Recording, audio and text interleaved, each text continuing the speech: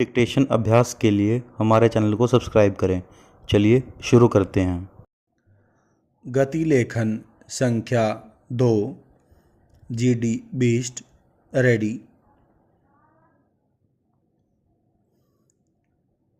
Start. सरीमन सभी भारतीय भाषाओं को एक दूसरे के निकट लाने के लिए देवनागरी लिपि को अगर सामान्य माध्यम बना लिया जाए तो अत्यंत उपयुक्त होगा। पूर्णविराम।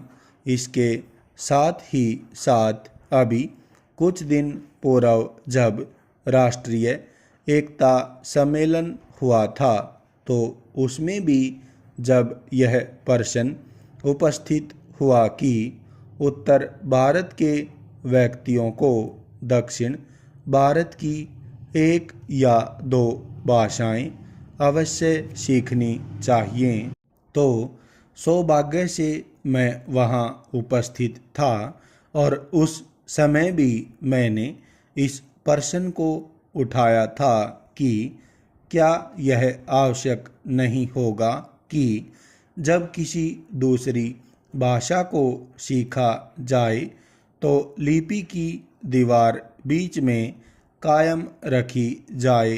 पूर्णविराम। अगर यह लिपि की दीवार बीच में न रहे तो कम से कम यह लिपि की तो कठिनाई हट जाए और दूसरी भाषाओं के वास्ते भी देवनागरी लिपि हो जाए। पूर्णविराम। उस समय जो अन्य भाषा भाषी थे उन्होंने इस सुझाव को बड़ी प्रसन्नता के साथ स्वीकार कर लिया और मुझे इस बात को कहते हुए प्रसन्नता है कि इस विधेयक में भी इस बात को सम्मान दिया गया है। पूर्णविराम। लेकिन जो एक भय इसके साथ मुझे प्रतीत हो रहा है वह यह है कि इसमें अंकों के संबंध में किसी प्रकार का कोई विशेष संकेत नहीं दिया गया है। पूर्णविराम।